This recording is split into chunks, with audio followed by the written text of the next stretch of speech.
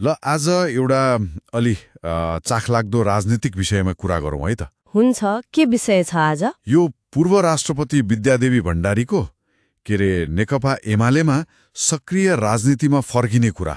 ए हो र, त्यो त ठुलै खबर हो नि। हो नि, हामीसँग भएको जानकारी अनुसार उहाँले मदन भण्डारीको 74औं जन्मजयन्तीकै दिन पारेर पार्टी सदस्यता नवीकरण गर्नुभएछ। ए समय पनि कस्तो रोज्नु भएको, मदन भण्डारी जयन्ती।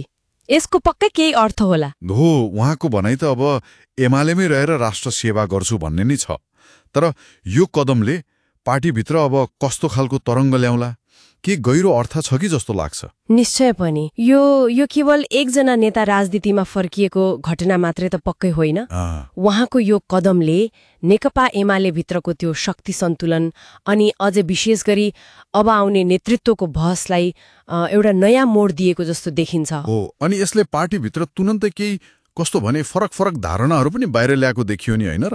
त्यो त देखिहाल्यो। जस्तो वरिष्ठ उपाध्यक्ष ईश्वर पोखरेल जस्ता नेताहरूले त उहाँको कदमलाई स्वागत नै गर्नुभएको छ। ए स्वागत भएको छ। तर फेरि अर्कोतिर महासचिव शङ्कर पोखरेलले चाहिँ उहाँलाई पार्टीमा फर्किन दिनुहुन्न, रोक्नुपर्छ भन्ने खालको प्रस्ताव नै राख्नुभयो भन्ने चर्चा पनि छ। हो र, त्यो त अलि कडा सुन्यो नि। हो त नि, अनि प्रधानमन्त्री केपी ओली स्वयंले पनि अब अहिले नै नेतृत्व परिवर्तनको कुरा त्यति सान्दर्भिक छैन भन्दै एक किसिमले अलिकति असन्तुष्टि नै देखाउनु भएको जस्तो सुनिन्छ। यो त स्पष्ट मतभेद जस्तो भयो। एकदमै।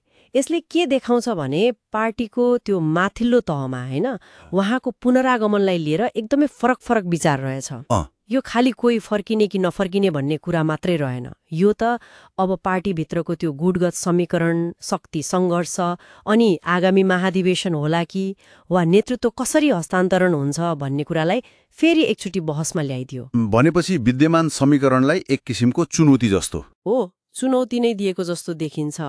किनभने उहाँ आफैमा एउटा शक्ति केन्द्र त हो नि, होइन? हो त। त्यसो भए यो सबै विवरणलाई जोडेर हेर्दा यसको समग्र अर्थ के लाग्छ त? भण्डारीको सक्रिय राजनीतिमा फर्किने निर्णयले एमाले भित्र एउटा नयाँ खालको शक्ति सङ्घर्ष र त्यो रणनीतिक खेल सुरु भएको जस्तो बुझ्न सकिन्छ, होइन? हो, एकदम। अब त्यो पार्टीको भावी नेतृत्व कसले लिन्छ भन्ने प्रश्न पहिलेभन्दा झन अलि जटिल र पेचिलो बनेको देखिन्छ। हो, र अब हामीले सोच्नुपर्ने कुरा चाहिँ के हो भने नि, यो जुन तत्काल देखिएको शक्ति सङ्घर्ष छ, यसको पछाडि कस्तो खालको दीर्घकालीन सोच वा रणनीतिले काम गरिरहेको होला त? खै, त्यो त भन्न गाह्रो छ। के यो खालि व्यक्तिगत महत्वाकांक्षाको टकराव मात्रै हो, वा यसले पार्टीको त्यो वैचारिक लाइन, नीतिगत प्राथमिकता अथवा समग्र राजनीतिक दिशा नै कतै मोड्न खोजेको सङ्केत गर्छ कि? त्यो पनि हुन सक्छ।